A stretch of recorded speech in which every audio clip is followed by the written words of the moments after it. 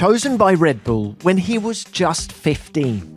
Launched into his Grand Prix debut as the youngest ever driver. Jaime Alguersuari had never even driven an F1 car before, but he had to take his chance. I think you never say no to Formula One. This world, it's like the stock market. It's unpredictable. Like, you never know what's going to happen. So as soon as you have an opportunity, you take it. Especially if you're a Red Bull driver and you're giving a Red Bull opportunity, you don't say no. Jaime was told he needed to win. He was dropped when he didn't. His F1 story ended just as quickly as it started. Whoever is against whoever, you're always going to be judged by Helmut Marko. Even if you win races, even if you are world champion, Helmut will just give you the hand and tell you that he's happy, but you have to keep on winning. That's what you're supposed to do. That's what they expect you to do. I'm Tom Clarkson, and welcome to F1 Beyond the Grid. The drivers who made their F1 debuts in 2025 had all driven in practice sessions or private tests prior to the season opener in Melbourne. They'd had time to prepare. Jaime Alguersuari had none of that when, in 2009, he was thrust into a race seat with Toro Rosso, the team we now call Racing Bulls. He got up to speed quickly and scored points in his 2.5 seasons at the top echelon. But just as suddenly as he'd been promoted, he found himself out of the sport with no route back. We recorded this conversation in February, long before Red Bull swapped Liam Lawson and Yuki Tsunoda. But Jaime's experience of racing in the Red Bull family and the high expectations placed on the drivers by motorsport advisor Helmut Marko is fascinating and poignant. Jaime is now concentrating on tracks of a different kind. As a DJ and music producer, he says music saved his life after he left F1, and we'll hear one of the songs at the end of the episode. But before that, I think you'll enjoy hearing his story of a rapid rise, 2.5 tough seasons in Formula One, and how he turned down a race-winning car just days before being dropped.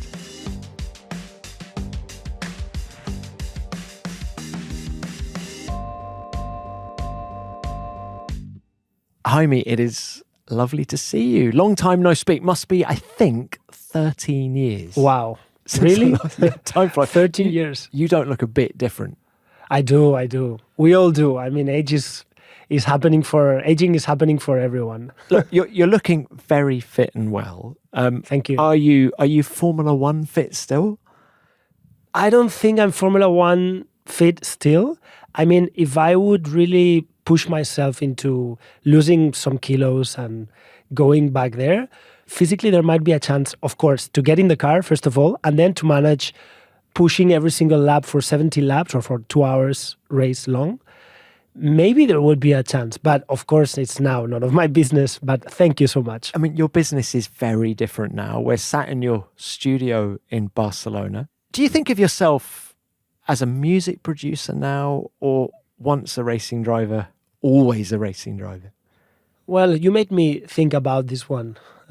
But yeah, I think I'm still a racing driver, mentally, not technically. I mean, of course, I would be quite quick, I would say, if I would drive a car, not like a normal human being, of course, because I had this skill from back in the day. But now I don't do this anymore. You know, I'm a music producer and a DJ, and this is what I'm focusing my life since I'm retired. So, yeah. When did music become part of your life? Were you making music when you were racing in Formula One? Music is part of our lives all the time. Music is present everywhere. I don't know any soul in this world that doesn't like music. Everybody in this world loves music and is influenced by music. So for me, I was very young, like even when I was 6, 7, that I was already feeling influenced by films and music. But obviously people see a character, just a racing driver growing up as a racing driver. But also a racing driver has feelings and emotions, you know. So for me, it was very clear that the day I ended my career, I wanted to do something I loved, which was my hobby, which was making music with my computer. And then that went into making electronic music with soul, of course.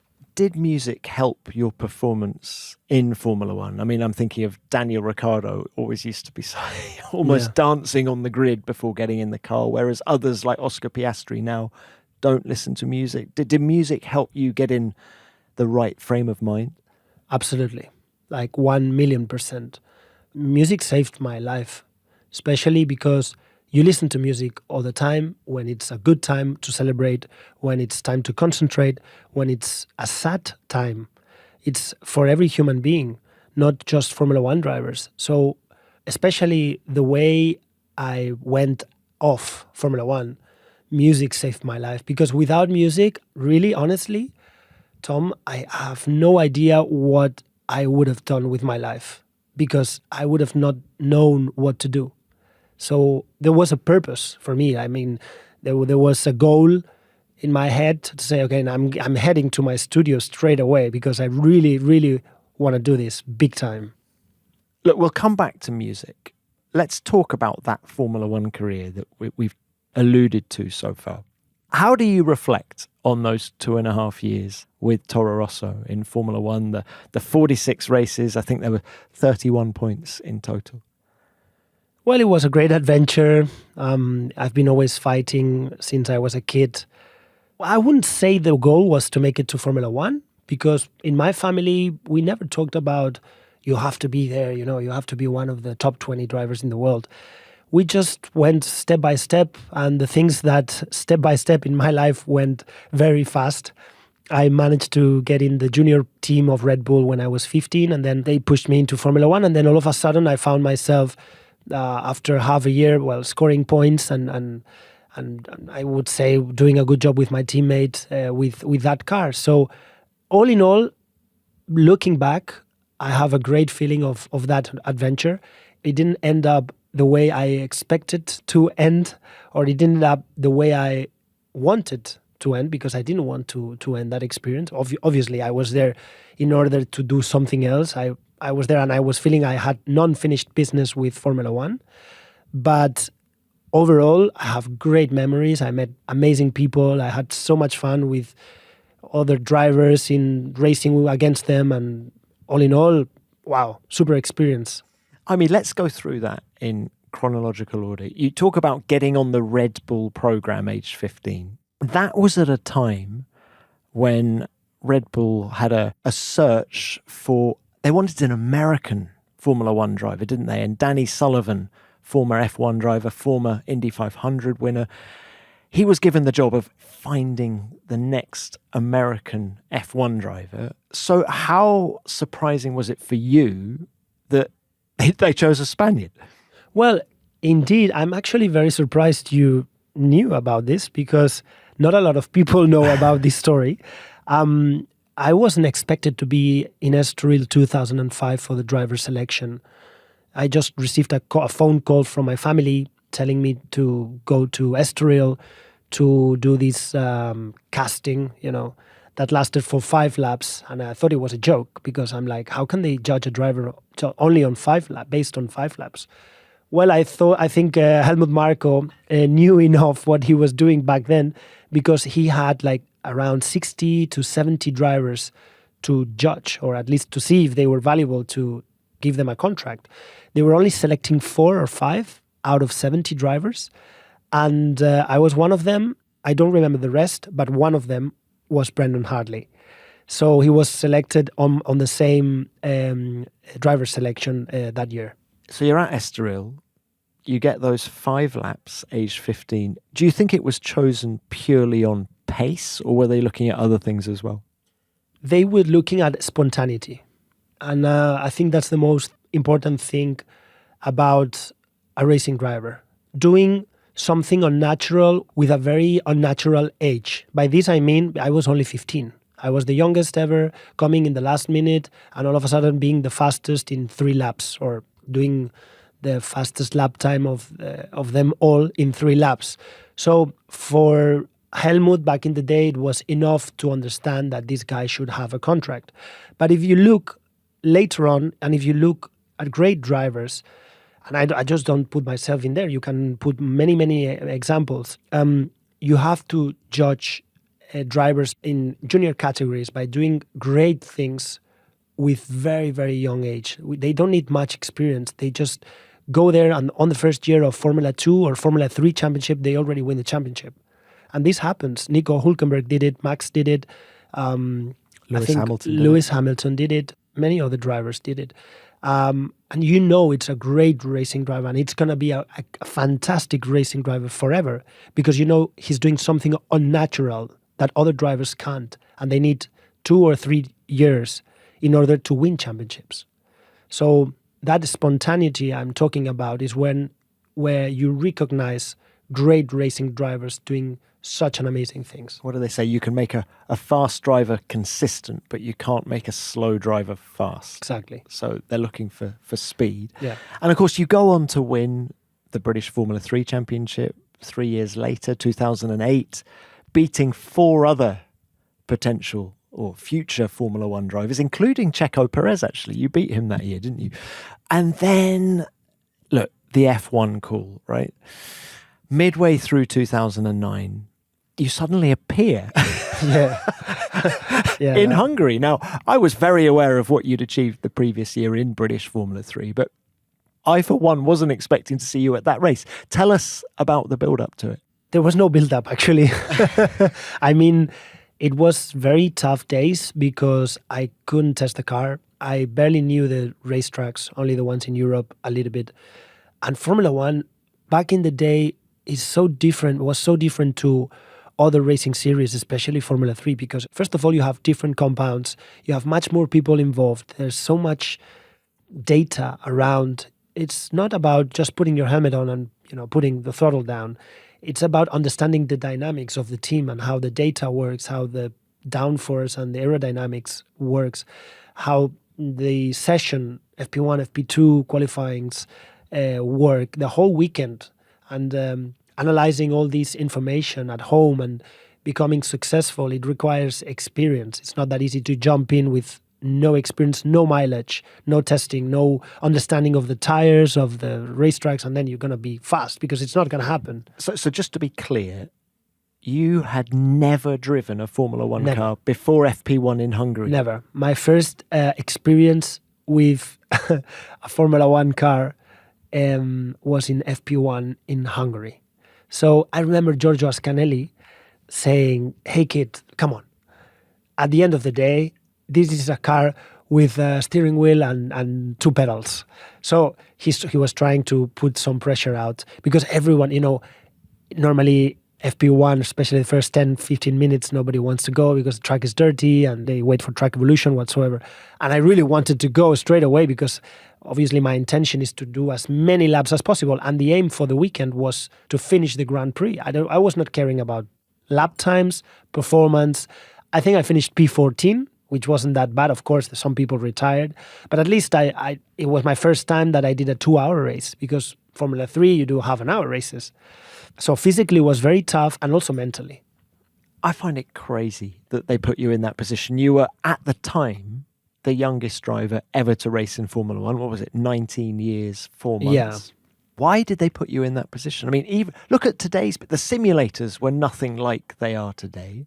Even the rookies of today get FP1 sessions to get used to the app, the environment, working with great engineers like Giorgio Ascanelli.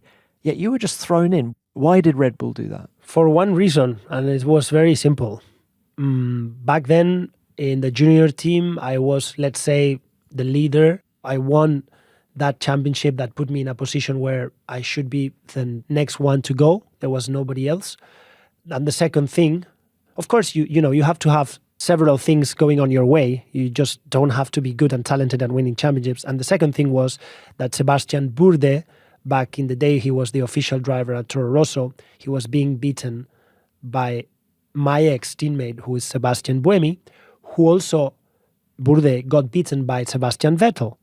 So he got beaten twice. And there is a rule in Formula 1, or there should be a rule, that if you're being beaten consistently by your teammate, you're in trouble. Especially if you're in Red Bull and you're working with Helmut Marko. So I think that was the first time, maybe correct me if I'm wrong, that there was a driver, by the lack of his performance, that he was thrown away in the middle of the season. because I don't remember any case that drivers were being just dropped in the middle of the season just because of their performance.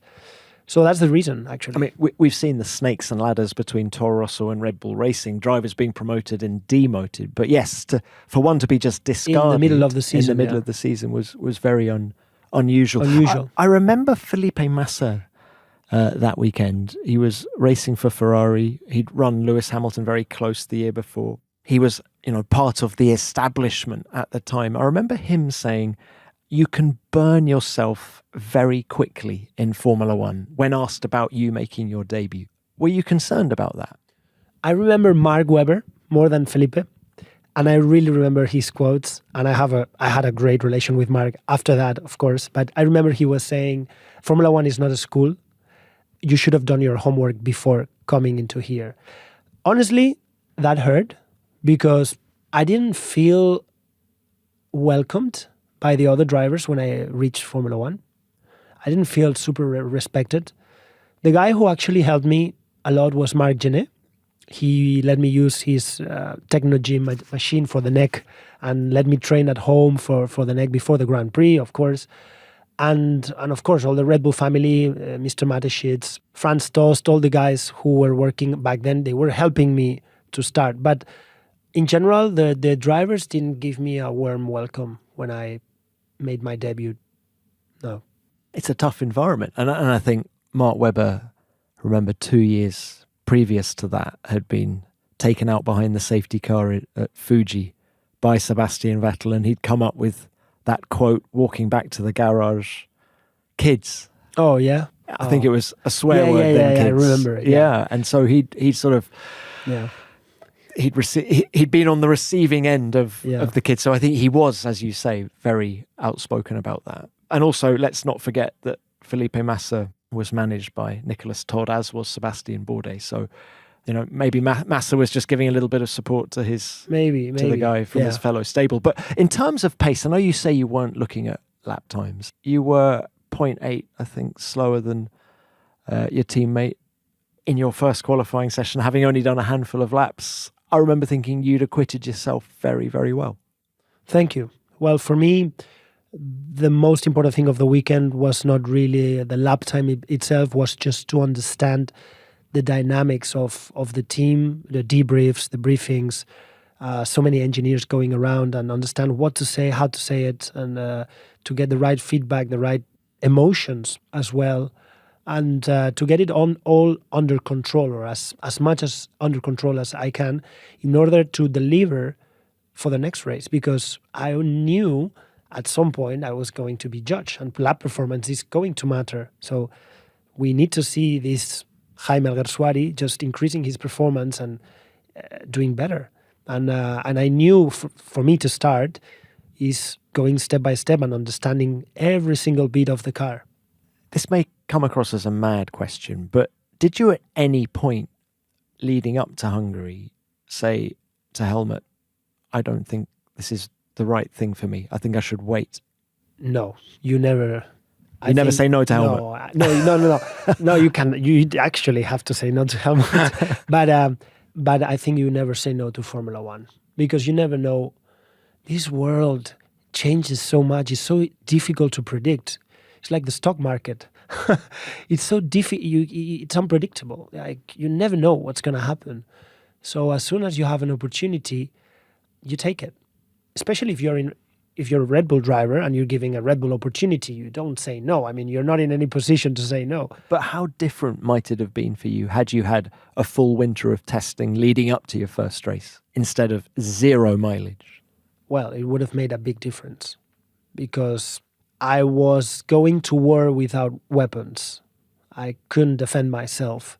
But my mileage my testing was the races. That's the only thing I could say. And I had Mr. Mateschitz on my phone telling me to take it easy. To be honest, in some sort of way, I just didn't want to crash the car.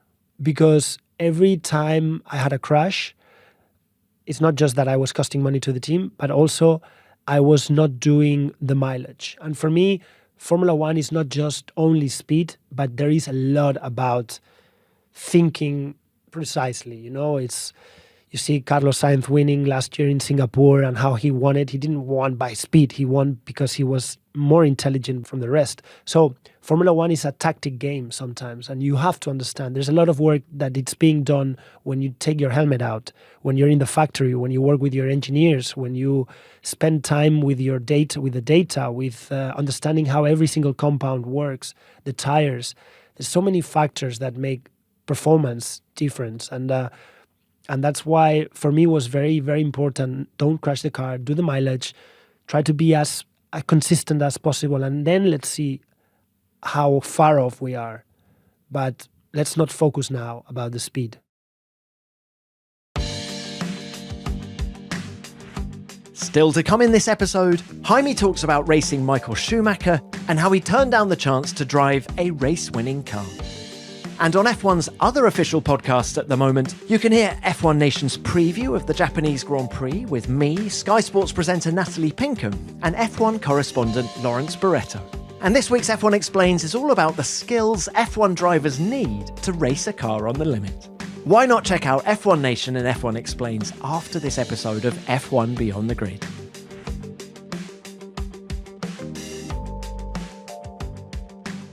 You were the youngest there had ever been at that point. Then fast forward to 2015, Max Verstappen comes in age 17. Just as an aside, what did you make of the way Max dealt with things age 17? Unique. You can resume it in one word. I think it's unique.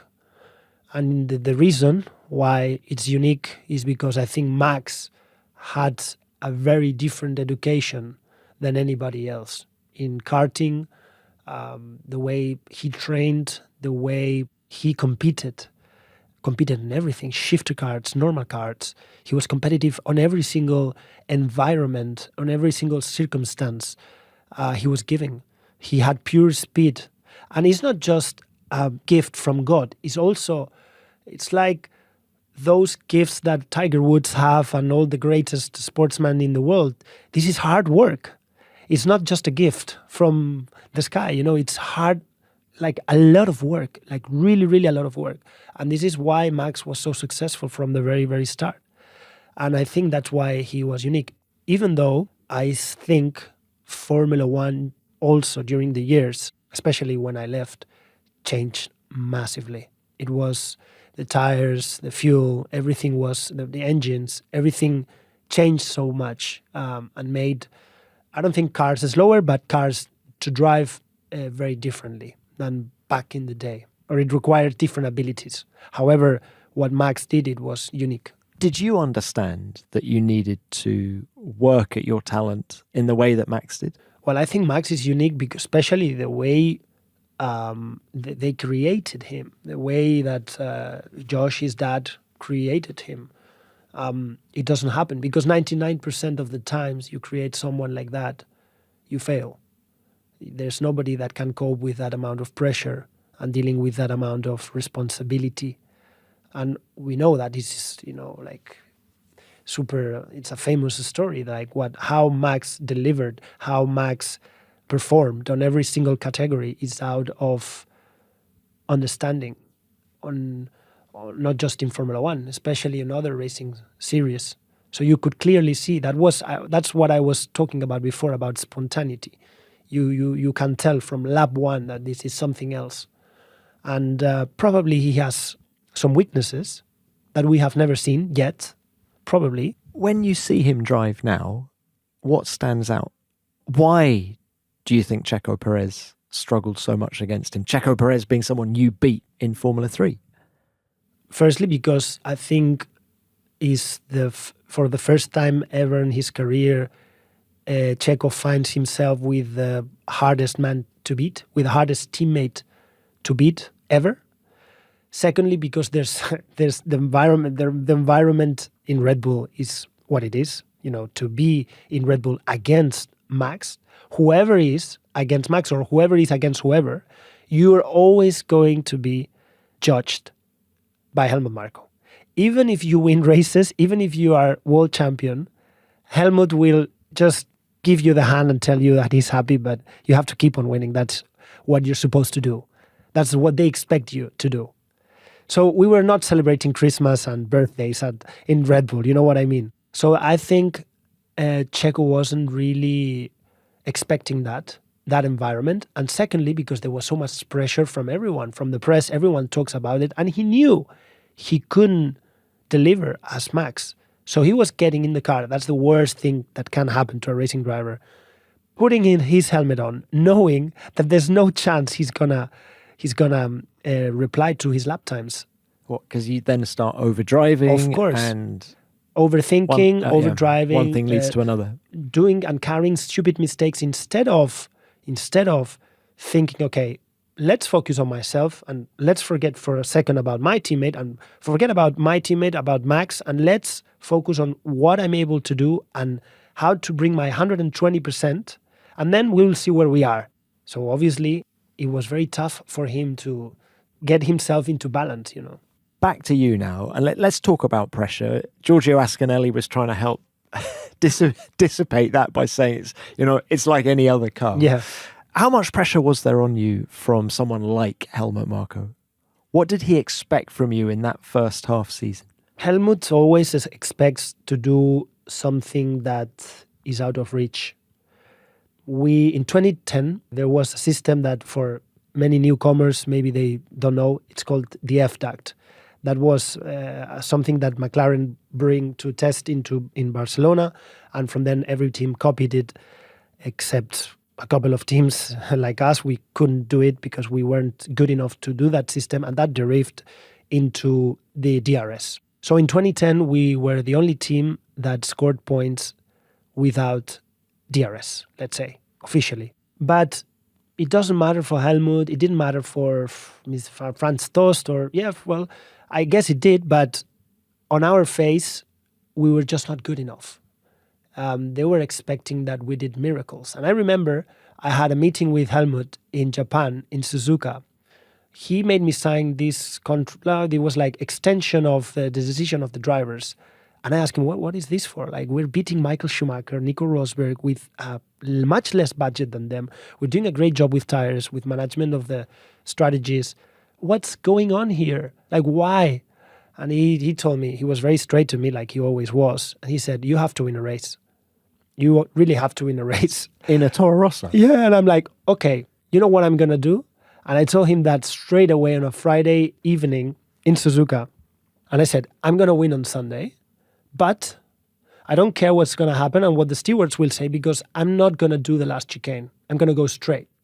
I'm going to cut the last chicane. So because it's 1.5 seconds missing, so Hamilton is on pole, or whoever was, I think Vettel was on pole. I'm missing 1.5 seconds. I know your car has 180 points of downforce more than my car.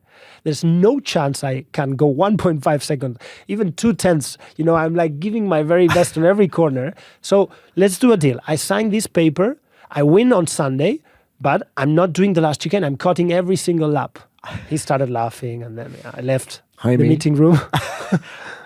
And it was your last year. And it was my last year. I'm just joining the dots here. It was crazy. It was crazy. Let's talk a little bit about 2010, because there's a couple of moments I wanted to ask you about. One was right at the start. In Australia, you had a cracking battle with Michael Schumacher, kept him at bay for 20-odd laps. And then the very next race, you score your first points in Formula One at Sepang. Are those two events linked? Did you learn something from racing Schumacher that helped you 2 weeks later? Yeah, absolutely. Michael, for me, is my reference also in life, because I think I didn't have much relationship with him, but we were in Formula One at the same time. And for me, it was great to compete against him. He gave me a few tips, lifestyle tips in Jerez, which were great. And I still think about what he said, And also in Australia, for me, that race, it was charismatic because we were both struggling with tire degradation. The race was, in Australia, you always try to finish the race because there's so many retirements and so many issues with the cars and safety cars and so on. And I remember he beat me at the end, but I didn't make it easy for him. And then in the next race, I scored some points. I finished 9th. And of course, there's always something to take when you raced against Michael, because he always put you into a limit, whether you crash or you hold back, or he just puts you into that position where you have to put yourself into the back, because he's not gonna hold it off. He's gonna go for it. So absolutely, he's a fighter, and he's always been a fighter. So a huge admiration for him. But also I have to say that 2009, my previous half season, helped me to build that extra confidence and extra knowledge of how to drive these kind of cars to this level. But it was a difficult year, even though, 2010 was the very first year that Toro Rosso built a car in Italy. Before that, the car was built in Milton Keynes. It was a Red Bull racing car. It's very important that we understand that, because Toro Rosso in 2008 was not Toro Rosso. 2009 was not Toro Rosso. It was really in 2010, where Toro Rosso starts to build and design a proper car in Faenza. Since then. Yeah. And year one. And so that race that Vettel won at Monza in 2008 and Helmut wanted you to replicate. Yeah, that car was always in Q3. I don't want to take any merit out of Sebastian. He's a great racing driver, and he's a great person as well, and I admire he deserves every single championship he won. But we have to say, when he was in Toro Rosso, that car, you look at the average of qualifying, he's almost every single time in Q3. Both cars, not just him. And it was very often faster than the Red Bull racing cars, wasn't it? Yeah. Of David Coulthard and Mark Webber. And how did Vettel winning the championship in 2010 affect the whole Red Bull F1 program? I remember talking to a Red Bull employee at the end of 2010 after Vettel had won the title in Abu Dhabi. And he was actually concerned that Red Bull might pull out of Formula One, because Vettel winning the championship meant that they had achieved what they'd set out to do in Formula One. Luckily, obviously, that didn't happen. But was there a marked shift in the mentality of the bosses, if you like, of Helmut and Christian, even Franz Tost? I don't think so.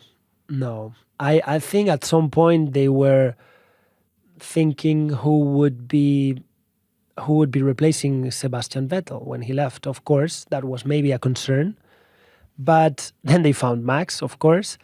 But they always found a way to be competitive. And that was thanks to Adrian Newey. Since Red Bull had Adrian Newey, they were secure that they were going to be competitive in Formula One. And at the end of the day, and I'm sorry to say this, in Formula One, it's not sure now, because I think now, for this year, actually, I think it's going to be the year where we're going to see the most closest racing in history of Formula One, honestly, and that's great.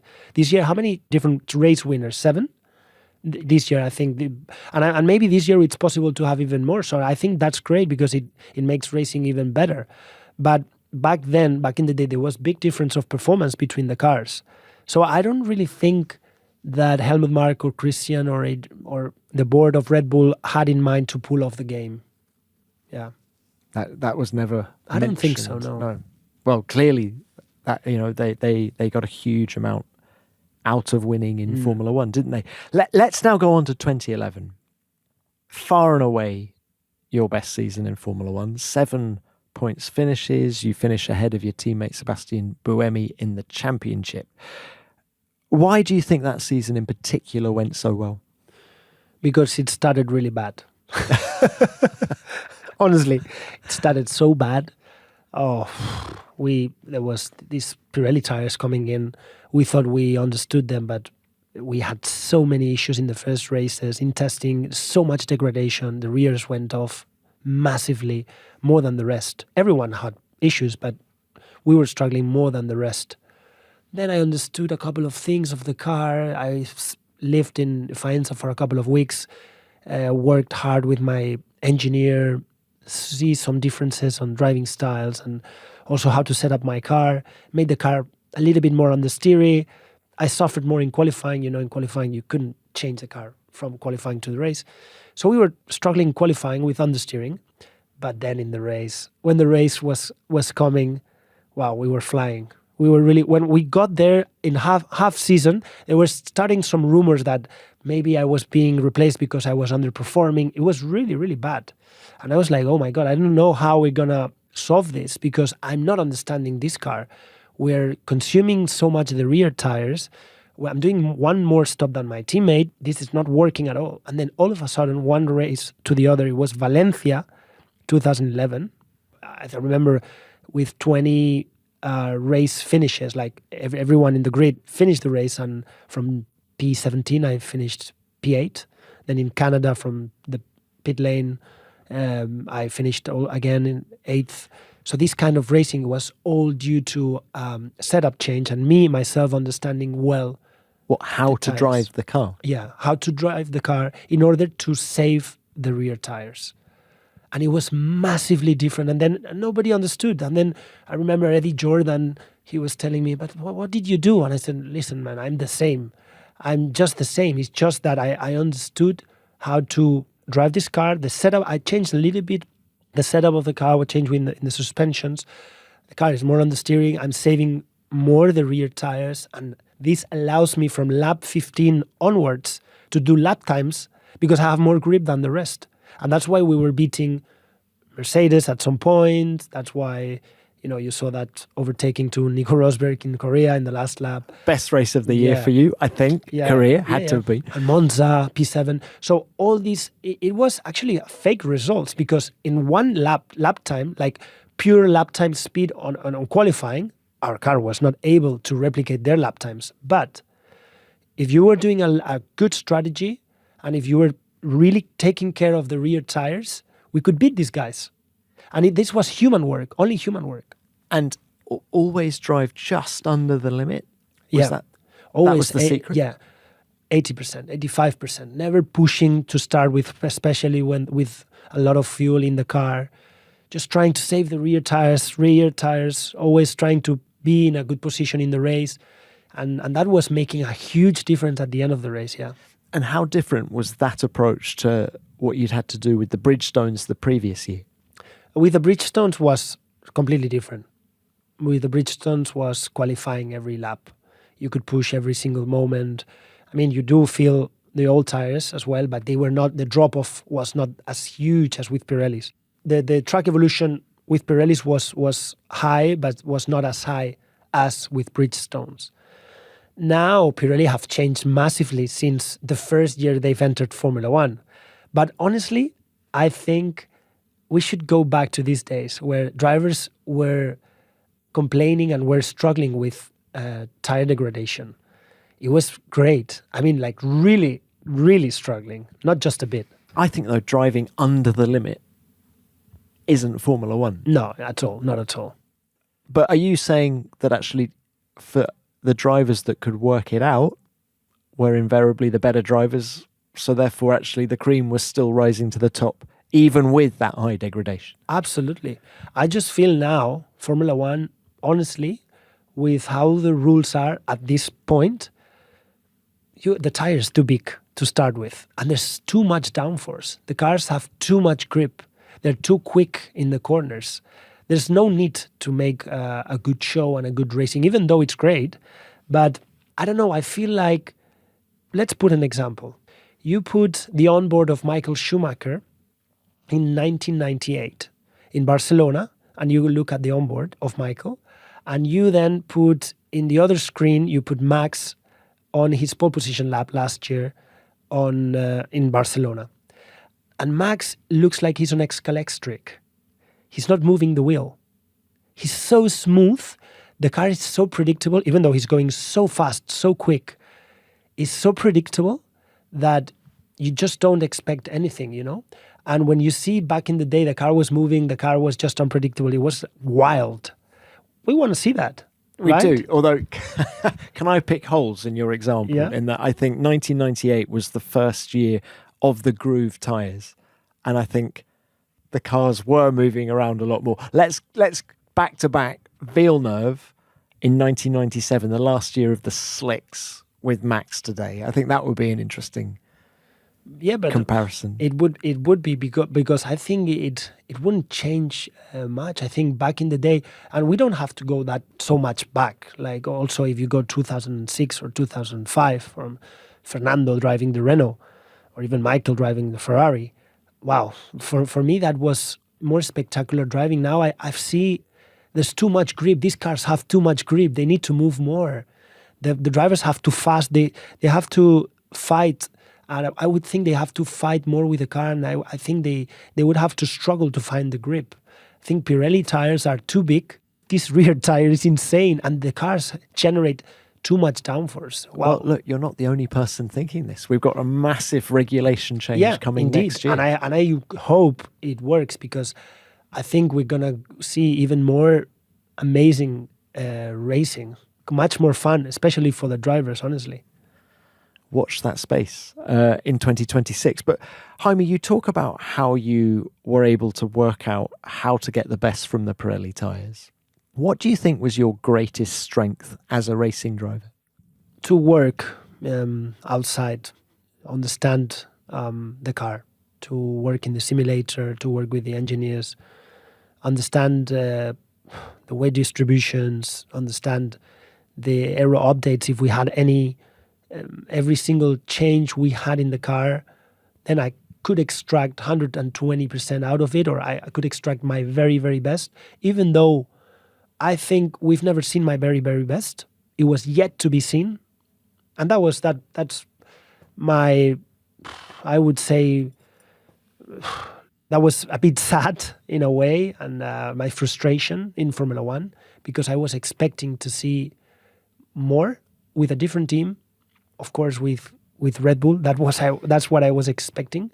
But I think my strength was, to work hard outside of the car. Do you think you would have developed even faster had you had different teammates? You had Buemi alongside you all the way through. Do you think if you just had 2 or 3 different teammates, you would have learned more, developed faster?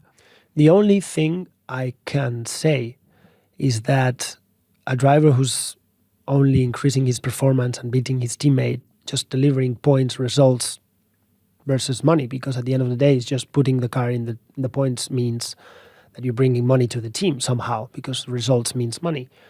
You can't stop a 21-year-old kid. You just just keep going. There's more to be seen from this guy. He's coming in a good path. He got something. He got something mid-season that is not expected and is working out. Don't stop him now. Like, it shouldn't be done this way. I remember thinking that at the time. So how much of a shock was it when you got the bad news just before Christmas at the end of 2011? Well, it changed my life completely. Like, mentally destroyed me massively. If it's not too painful to share. No, absolutely. How were you told? I'm fine now, because many years happened, of course, many, many years. But it destroyed my life. It destroyed my life because the way it happened, 18th of December of 2011, I was in Madrid launching the car for the following year. I remember we had James Key coming in as a technical director in Toro Rosso. We had good expectations for the next year, even though it was going to be the 3rd year of the car being designed and developed in Faenza. But we were with high hopes. And then all of a sudden, the following day, I refused an offer from Lotus. Eric Boulier called me. So about that. That offer came in Abu Dhabi. In Abu Dhabi, obviously, they asked me to sign in the racetrack because Kimi was coming back from rallying. They wanted a second driver, they call it, with experience, knowing, understanding well the tires. Indeed, my profile was fitting well because I was then delivering good results, and they were like, okay, we want you in, but it has to be now, because obviously the other option was Roman Grosjean, but it wasn't sure. So they asked me to do it. I said, listen, I've been with these guys all my career. It's going really well. With Red Bull, I don't believe nothing bad could happen. Did you have a contract for 2012? No, I didn't. But I didn't feel like leaving. Probably, well, it was definitely the wrong move on my side. And obviously that car was amazing, imagine, Well, Kimi Räikkönen went on to win a race in it the following year. And they had was it 8 podiums? So I after 2 months, I found myself out and with no expectations to go in. Helmut Marko told me on his way of talking to call HRT.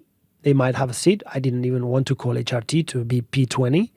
So I stayed home and then I did Pirelli testing, which kept me somehow active in Formula One. But then a few teams called. They asked me for sponsorship, which I didn't have. But it's all good. The only thing that bothered me was how they did it. They waited till the very, very last second in order that we didn't have a chance to sign with any other team. And that hurt a lot.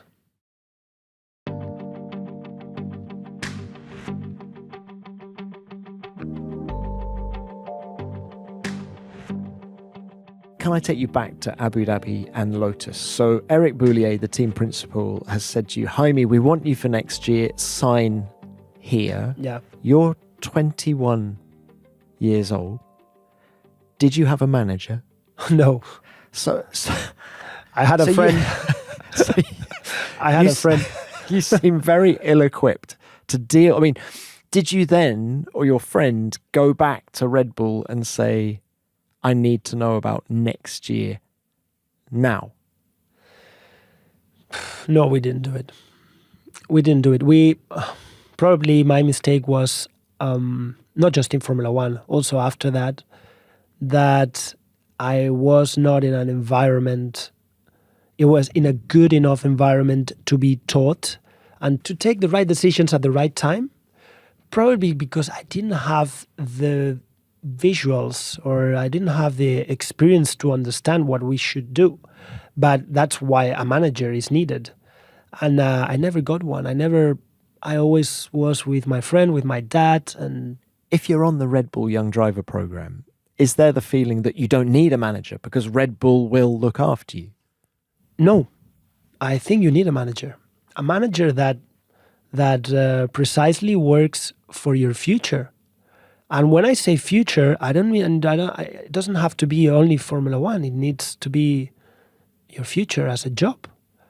Or maybe, obviously, I didn't want this for my life because thankfully I had something else to do, which I really love, which is music. But many people don't have the chance to be in Formula One, even though if they are talented and if they are super skilled to be in Formula One. But they might have other chances to go somewhere else and be paid well and do a great living out of racing, which is also great. It's not my type of life because I didn't want to do it, but many other people decided to do it like this and it works. So I do think it's very necessary to have the right environment to help you out to take the right decision, especially if you're 20 years old. Come on, you don't know anything about life when you're 20. Yeah. And so when you look at a Grand Prix today, I think you do a little bit of work for Spanish TV still, don't you? Yeah. Do you look at a race from a driver's perspective or are you looking at it from a fan's perspective? I always look at it from a driver's perspective. Indeed, I still look at it as a driver's perspective and I will always look at it as a driver's perspective. Now, it still hurts a little bit. Back in the day, I couldn't watch a Formula One race. How long did it take you to get over it? 3-4 years. I mean, I got a trauma out of it. I wanted to, I felt so much hate for the persons and for the people who actually helped me to reach Formula One. So at the same time, I have to thank Red Bull because without them, I would have never, ever made it anywhere. So they were the ones to help me out to race. They were the ones to pay for my career. Every single junior driver knows that. So we have to be very, very thankful, even Max, everyone, to Red Bull. How about you and Helmut Marko? Have you been able to... Yeah, I saw him at Silverstone. I went to Silverstone last year. In 2024? Yeah, and I have no concerns, even though he could be the one or, I don't know, whoever took the decision of drop us out at the end in that day, all of a sudden. But I don't care anymore, I have a good memory of Formula One, even though of the guys who decided not to continue for myself, but I don't care. So I was there in a good mood because Carlos invited me. We were in the Ferrari garage. I was with my partner, with Loic. And then we went to have, coffee, and I saw Helmut Marko going there and going around, and I just went to say hi. And he didn't care much about me, honestly. He recognized me, but he didn't spend time with me, which honestly, I don't even expect him to do so. Because I don't have a memory of him being friendly, But it's fine, it's all good. It's kind of like, I don't know, I'm trying to think of a comparison. Is it like a headmaster at school? They're not friends, are they? And if you saw them in later life, would you expect to have a long conversation with them? Probably not.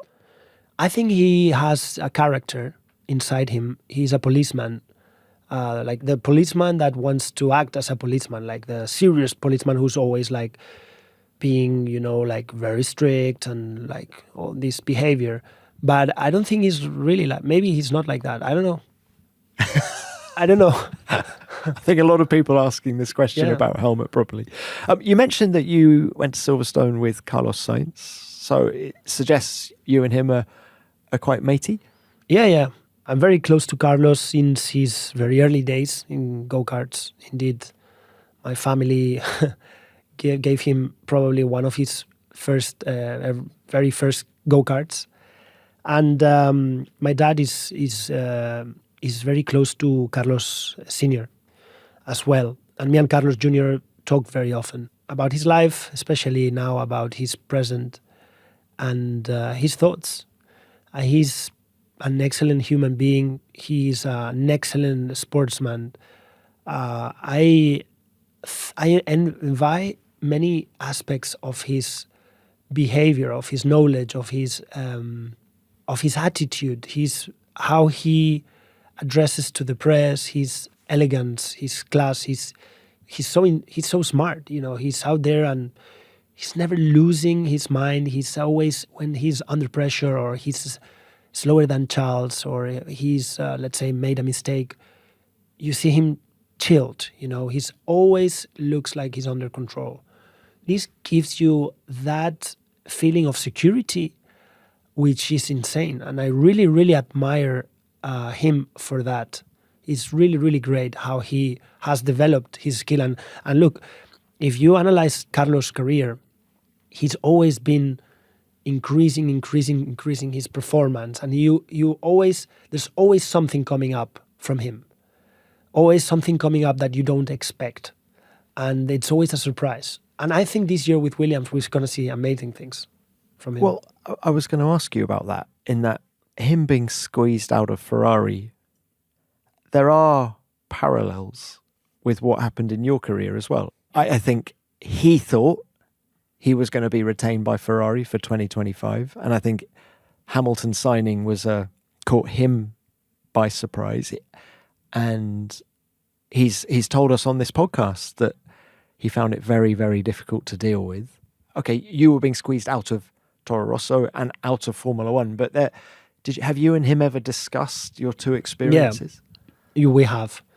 In a way, it's different, of course. Carlos has won 4 races last year, and he has done an amazing season with an amazing car. Honestly, I think there was nothing to do to avoid that situation for Carlos. Maybe there was something to do with me to avoid that situation I had.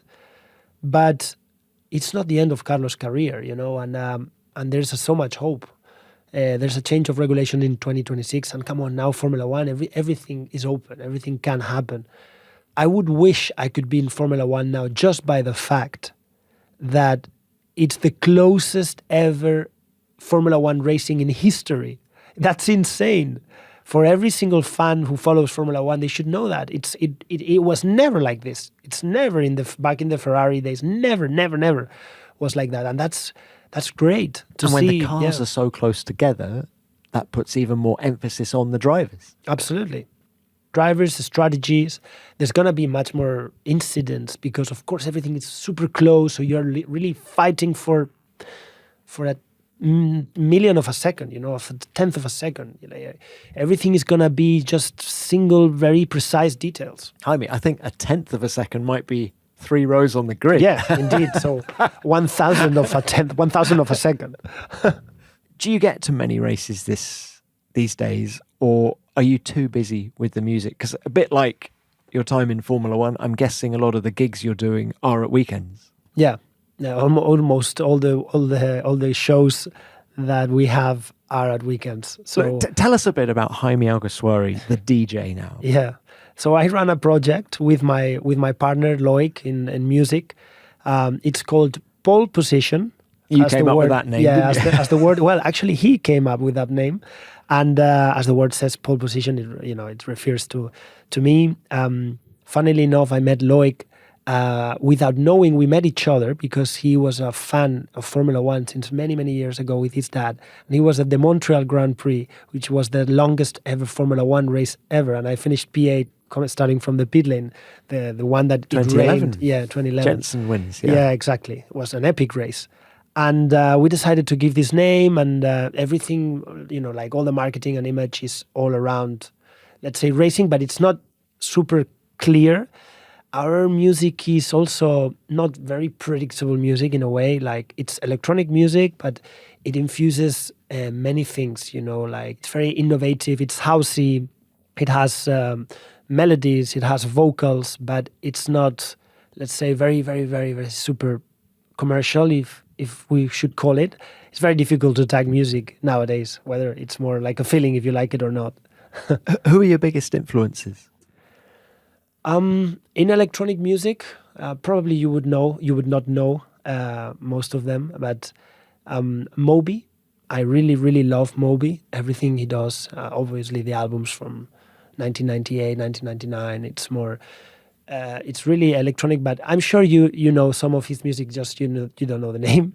And more like in the clubbing scene, I like German DJ. I really like them as producers and also as DJs. What do you think of the music that Charles Leclerc does? Have you listened to any of the music that Charles done? I Piano? haven't. No. It's classical music. He's a pianist, and I think his biggest song, I think it was Oz 23. I think it's had like 15 million downloads. I heard about it. Wow, that's great. I wish I could play the piano. Unfortunately, I didn't have a career when I was younger. Well, when I didn't take lessons. Nowadays, to make electronic music, it's important to have ideas, a little bit of musical knowledge. It's not crucial to know, all the huge combinations of chords and so on. With very little, you can make so much, and especially now that technology is so developed that everyone can make hits. Honestly, it's a bit sad, but it's as it is. I remember Charles telling me that he has a creative mind, and it did spark the thought: do you see driving racing cars as a form of artistry? I think this is probably the most amazing question I've ever been asked. Come on, Jaime. It's not like... No, I love it. I love it because I've always thought about it. What is it driving a race car to the limit? Is it art? I would say it is. I think it is. It is an art because I think an art is a form of expression by whomever expresses it, but it can be interpreted by whomever is interfered the message in a very subjective way. Did I make myself clear? Yes. Yeah. It's very difficult because art is subjective. You can understand if this is green or blue, but maybe for me this is good or bad. I cannot tell you this is good or bad because maybe I like it or you don't like it. So art is subjective. It's not a competition. And racing is a competition, but driving a car to the limit on the wet in difficult circumstance is an art. It's definitely, it has to be an art, I would say. And do you think the fastest laps are the ones that look slowest from the outside? Yeah. Smoothness. Smoothness. This is what we said, that onboard lap time from Lando Norris or Max in Silverstone or in Barcelona, smoothest high-speed racetracks where you just want to put so much minimum speed in the car and you don't want to have any correction is what is going to make you faster. And then with your music, what ambitions do you have for it? My ambition, firstly, is to enjoy the whole process. I think this is something I miss in Formula One. If you ask me, did you enjoy while you were in Formula One? Well, while I was there in that time, I'm not sure if I did. Now, in perspective, I think I did enjoy it. I think the whole picture was good, but I just want to extract much more from the momentum, from the now, from the present.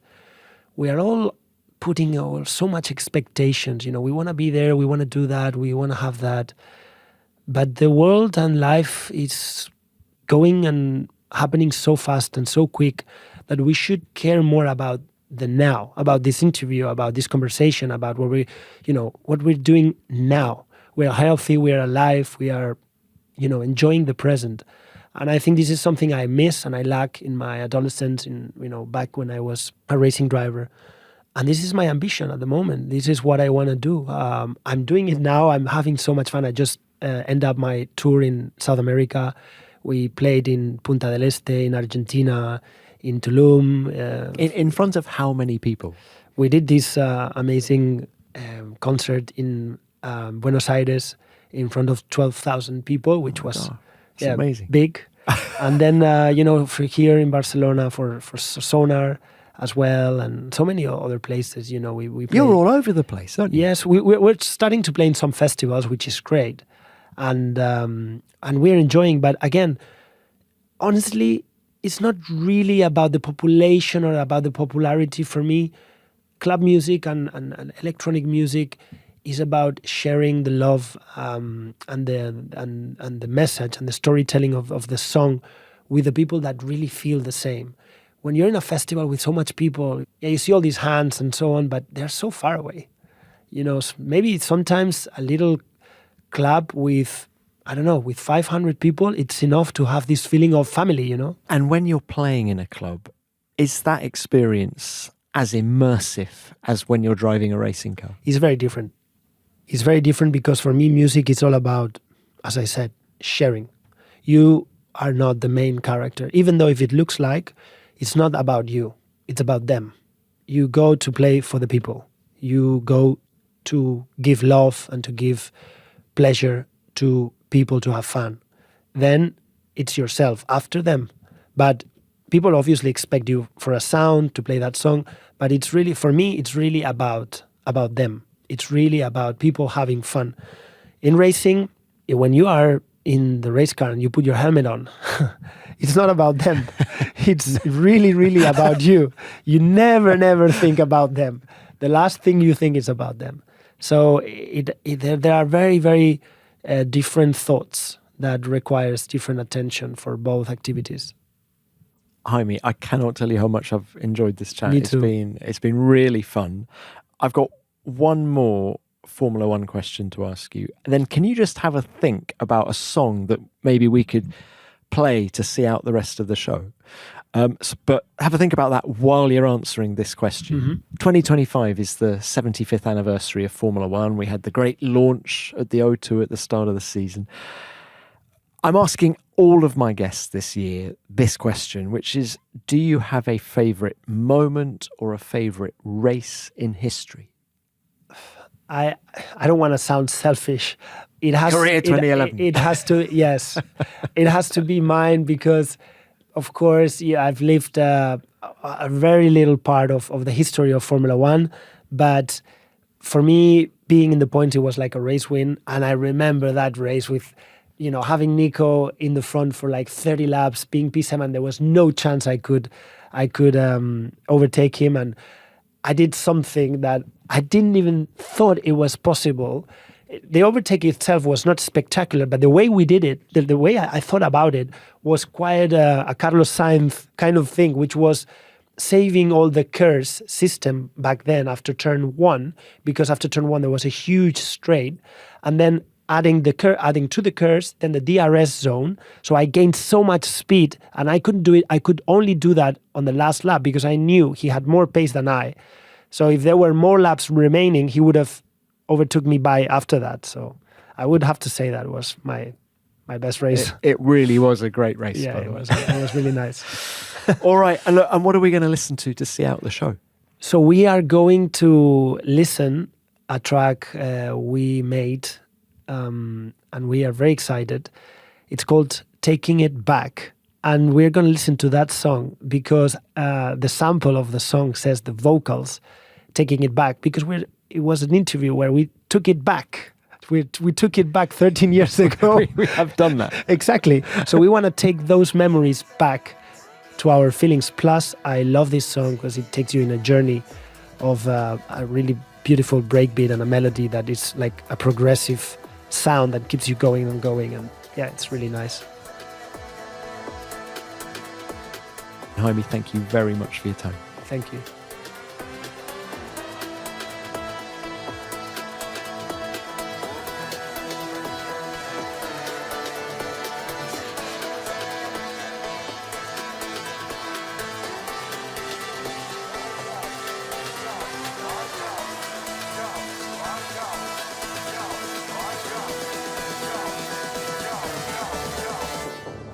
Great tune, Jaime. We have indeed taken it back 13 years over the last hour or so. What a fascinating conversation. I hope you enjoyed it as much as I did. Jaime is such an intelligent and thoughtful man, and his perspective on his Formula One career 15 years on is so enlightening. What he learned from racing Michael Schumacher in 2010, the conversations he had with Helmut Marko, how music saved his life after his Formula One career. It's an incredible story, made all the more relevant by what's happened recently with Liam Lawson being demoted from Red Bull Racing. Jaime, thanks for your time. It was great to spend the day with you in Barcelona. Well, that's almost it from me this week. If you haven't already got the F1 app on your phone, it's well worth downloading for all the latest F1 news and video, and you can even listen to our podcasts on it as well. Thanks for listening. I will, of course, be back next week with another great guest from the world of Formula One. But for now, F1 Beyond the Grid is produced by F1 and Audio Boom Studios. Until next time, keep it flat out.